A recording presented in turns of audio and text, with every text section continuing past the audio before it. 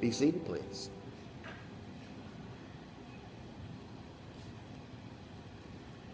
Success. Success is finding and following God's will for our lives. That's been the working definition of success as we have been looking at the life of Joseph. Success is finding and following God's will for our lives.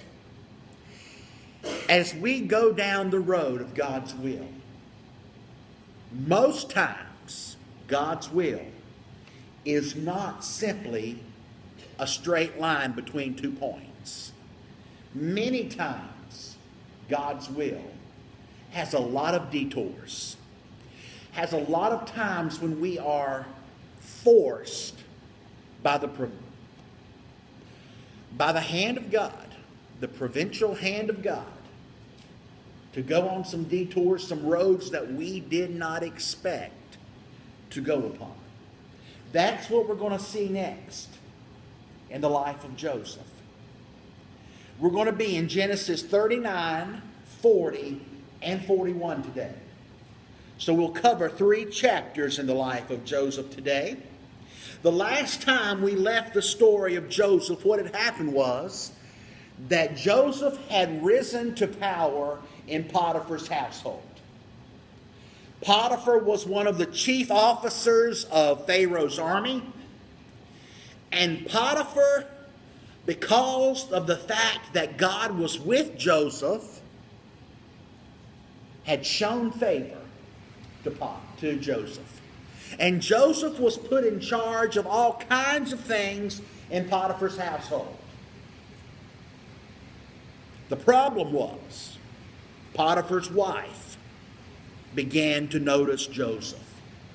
And Potiphar's wife decided that she wanted to have Joseph all for her own. So she tried her best to seduce Joseph. She tried her best to get everything she wanted. But he said no.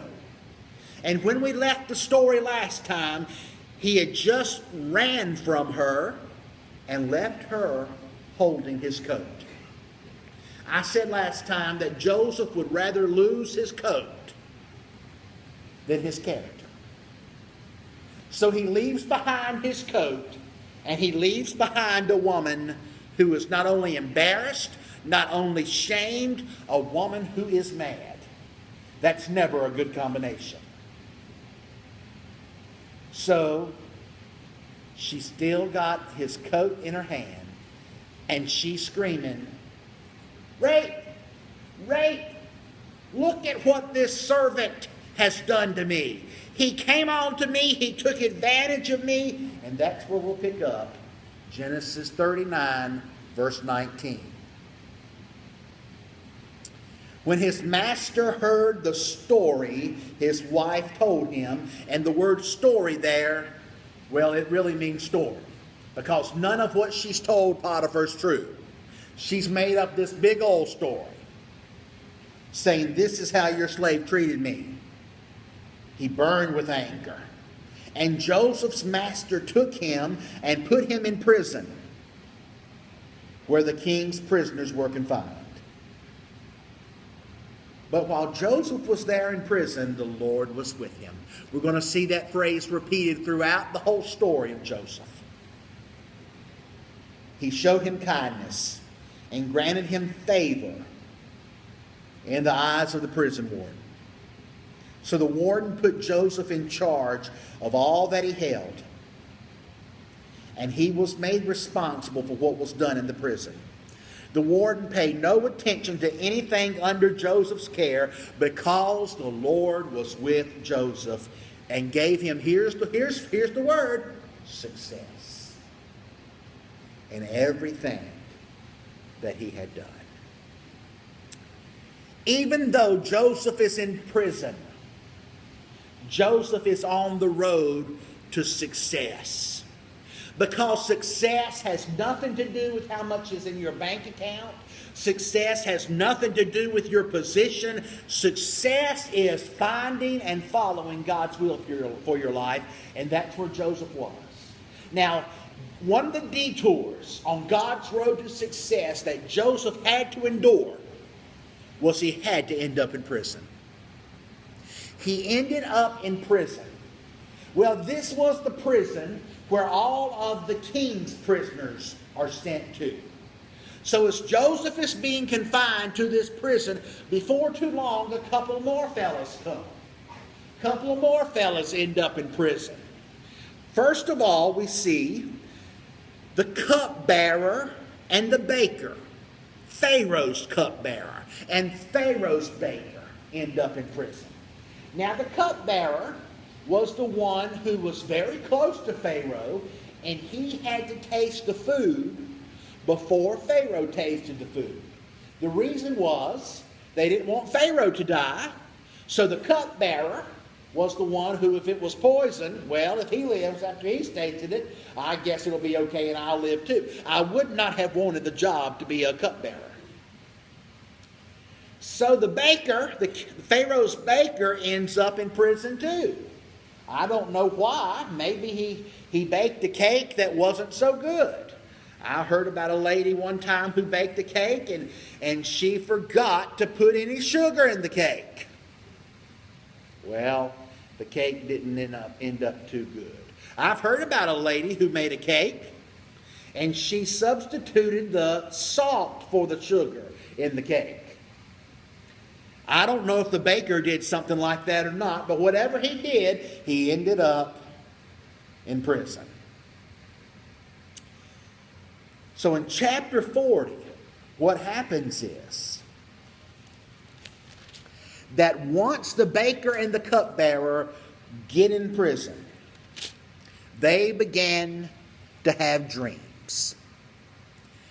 And these dreams are very upsetting.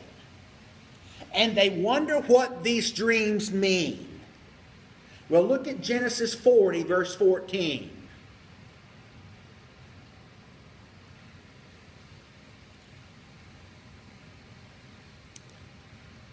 Joseph says, okay, I'll tell you what this dream means, cupbearer, but I want you to remember me. So Joseph tells the baker that, well, your dream means that you're going to be executed. You're going to be hung. Joseph tells the cupbearer, you're going to be released. Now look at verse 14. But when all goes well with you, he's talking to the cupbearer, remember me and show me kindness. Mention me to Pharaoh and get me out of this prison. For I was forcibly carried off from the land of the Hebrews. And even here I have done nothing to deserve being put in this prison. Unless you think that Joseph was in some high country club type prison. The word there that some translations translate prison, others translations will translate the word dungeon. So he is in an Egyptian dungeon. Well, Joseph interpreted the dream. He said, baker, you're going to die. You're going to be executed. In just a few days, guess what happened? The baker was executed. Joseph said, cupbearer, you're going to be released. Just a few days, here comes the officials. They release the cupbearer. Now look at verse 23 of chapter 40. The chief cupbearer, however, did not remember Joseph, but forgot him. The next phrase says, when 2 full years had went by, Pharaoh had a dream. Joseph has been forgotten for 2 full years. Can you imagine being in prison for doing something that you did not do after you had been sold off by your brothers in slavery?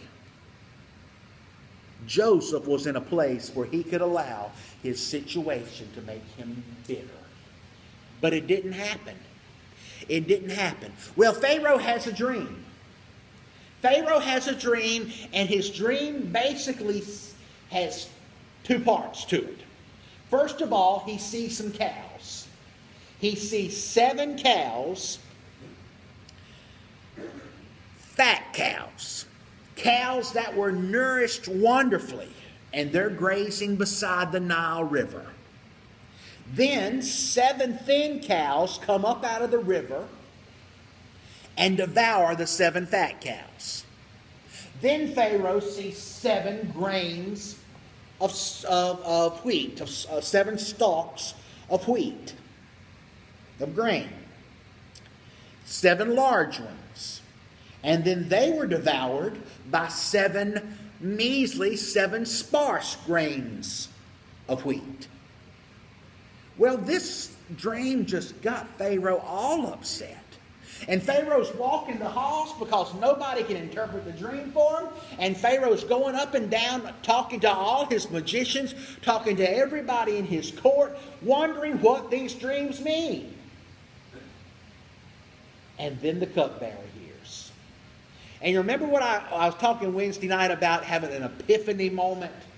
An epiphany moment is when you all of a sudden, aha! And you get something that you have always been wondering about.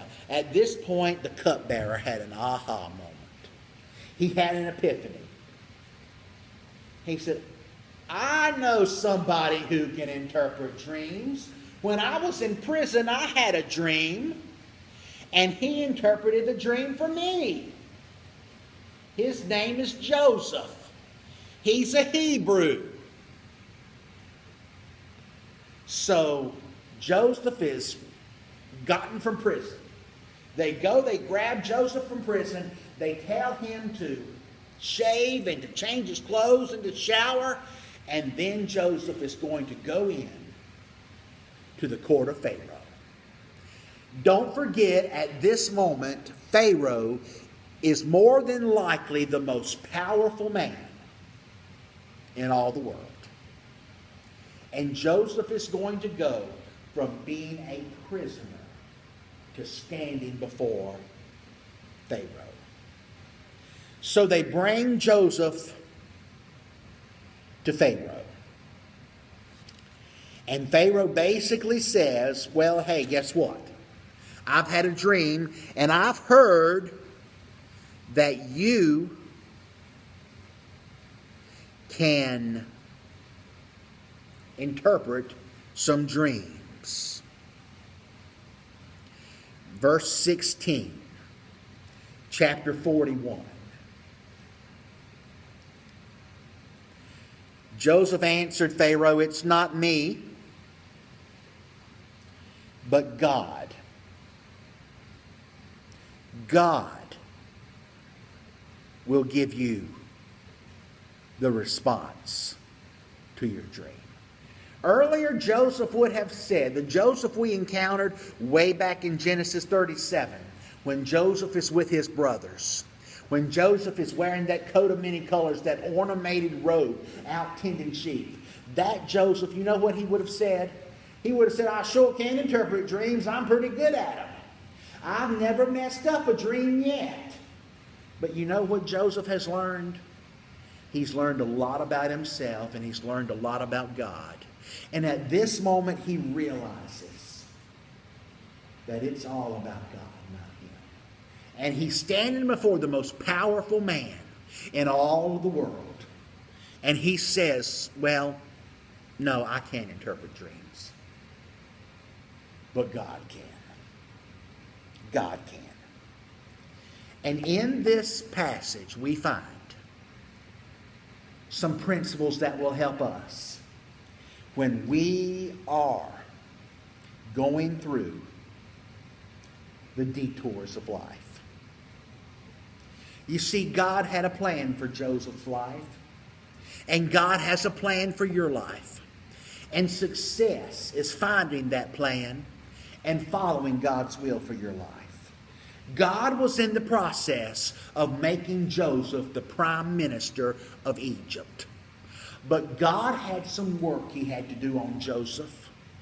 God had to see Joseph go through some bad trials so God could make Joseph what he wanted Joseph to be. And there would be times when Joseph thought he was forgotten. And there would be times when Joseph ended up in prison. But God never forgot Joseph. And there are 4 similarities between life's detours and the actual traffic detours on the highway that we see in this passage.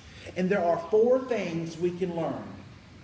First of all, detours are usually unexpected. You ever been going down the road and all of a sudden you saw a detour sign? It's probably you didn't know that the detour was ahead, because if you had been anticipating it, you would have had a sense of dread. And life is like that. One day you're going on your job and everything's perfect, and the next day you're standing in the unemployment line. One day your health is fine and you feel like you can run a marathon, and before you know it, the next day something's bitching and you end up in prom care. That's just how life goes. And life is full of detours. Someone says life happens while you're making other plans. I think they're right. The second lesson we see is that most detours are on rough roads. Detours are usually rough. And sometimes they're roads you never want to go on. Joseph never wanted to end up in an Egyptian dungeon. If Joseph had known that God's path for success for his life would have made him ended up being sold into slavery and ending up in an Egyptian dungeon, Joseph probably would not have wanted to have taken the journey. Here's the thing though. We see life as a short span. And all I can see right now is what I'm going through. And too many times we let our circumstances that we are in right now determine our outlook on life. Here's the thing though. God sees your life from the beginning to the end. God sees what your life is like now. God sees what it was like when you started, and God sees what it's going to be like in the end. I've entitled this series, God Meant It for the Good. And Joseph had to endure all kinds of rough roads on his life. Think about it, being sold off into slavery by your own brothers when you're 17 years old. When Joseph was on that detour in his life, that road was pretty rough. And if things didn't, and when they got a little bit better, Joseph ended up in Potiphar's house. I mean, the road just got better. He had just gotten off a gravel road onto a paved road. And then if he didn't have to take another detour because Miss Potiphar thought he was so good looking. So now here he's on another rough road. And here's the third lesson. Detours have to be taken in faith. Let's be honest. If you're going down the road and you see a detour sign, most of the times you don't know where that detour is going to take you. You have to take it on faith that the person who put up that sign knows what he's doing.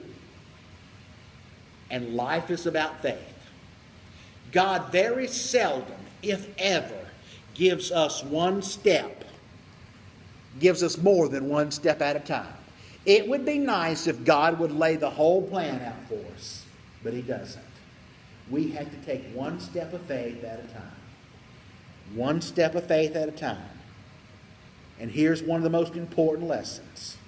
You can sit around and whine about how rough the road is, or you can just take the detour and continue following God's road for success. Now, this is the part where most people give in. Most people, if they have to go through some trials in their life, what are they going to do? They're going to sit down and whine. Woe is me, what did I do to deserve this? All these other people are just living like they want to, and I try to please God, and I try to live the best I can, and I go to church, and look where I've ended up. So I'm just going to sit down, and I'm just going to pout, and I'm just going to quit. So many people go through life like that. But in this passage, we find the Joseph principle for success. Even on the detours of life.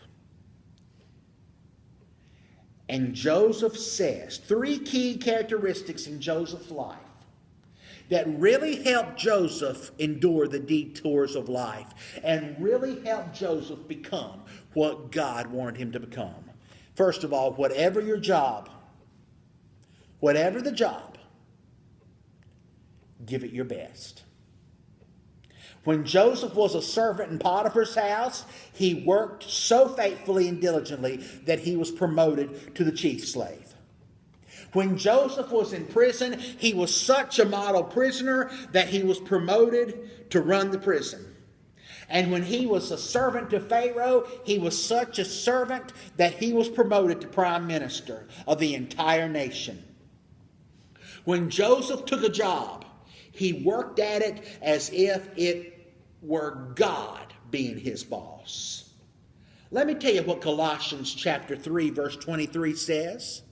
Colossians 3:23 says, whatever you do, work at it with all your heart as working for the Lord. I put that on your outline. No matter what the job you are doing, work at it like you were working for the Lord. And when God sees you do that, God will bless you. Because there are no small jobs in God's mind. To put it another way, if you think you're too big for a small job, you're really too small for a big job. Heard of a story a true story about a man by the name of Sam. Sam was an assistant manager of what people used to call, it was before my time, but some of you might remember a dime store. How many of you remember the dime stores? I assume did the most that they had the most expensive thing in there, was it a dime? No? Okay. Well, they shouldn't have called it that. That's before my time, though. But Sam was an assistant manager at a dime store.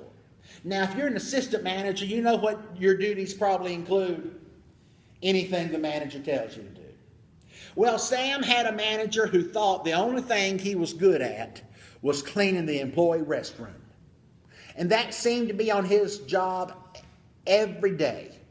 So Sam decided that he was going to clean that John just like the president was going to come and use it every day. And every day he scrubbed. And every day he cleaned. And he cleaned. And he cleaned. And he made that bathroom so spotless. Before too long, they made him the manager. And he decided that he was going to manage that store just like the CEO was going to come in every day. And before he knew it, he was the supervisor over several stores. And he decided he was going to make sure all of his stores were run well. And he wanted to do the very best he could. And before too long, he said, I want to start my own company. And he went to Rogers, Arkansas, and started his own store. And you probably already know the Sam I'm talking about. The Sam I'm talking about was a man by the name of Sam Walton. A man who tried to instill the same work ethic in all of his associates. And today, there are managers and employees in every state that work for Walmart. because one man by the name of Sam decided he was going to do his job the best he could. Joseph decided the same thing. The second lesson we see, the second characteristic in Joseph's life was, however long it takes, don't give up. Can you imagine Joseph sitting in that prison for 2 years, thinking about the dream he had interpreted for the cupbearer, thinking about how just any day the cupbearer was going to remember him and they were going to come and get him out of jail? At some point, he had to have wanted to quit. At some point, he had to have wanted to throw the towel in. But Joseph decided that he was going to resist that temptation. Whenever you want to quit and give up, remember, patience and persistence are two of the most powerful forces in all of life. And the last lesson and the most important lesson is this. Wherever you go, acknowledge the Lord. During all of Joseph's detours, he never stopped talking about the Lord. When Miss Potiphar tried to seduce him, he said it would be a horrible thing if I gave in against the Lord. When he was before Pharaoh, what did Joseph say? No, Pharaoh, I can't interpret dreams, but guess who can? The Lord. One of the greatest verses in all the Bible was written in Proverbs 3. Proverbs 3, verses 5 and 6. You probably know it. Trust in the Lord with all your heart, and lean not on your own understanding, but in all your ways acknowledge Him. And what will happen? He'll direct your path. The quickest way to get back to the smooth roads of life is to acknowledge the Lord in every situation. Every situation, acknowledge the Lord. Paul would write, I am not ashamed of the gospel of Jesus Christ, because it has the power of God to give me salvation and to everyone who believes. Joseph's road to success was full of detours. And maybe you're going through a detour right now. Maybe it seems like you've been sitting in prison for 2 years and it seems like God's forgotten you.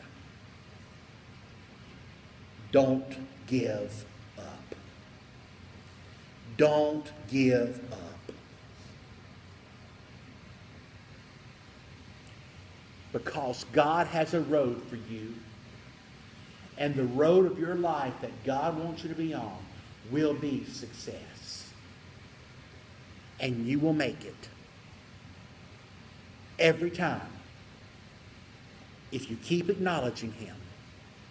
Give it the best no matter what your job is. And don't give up. Amen.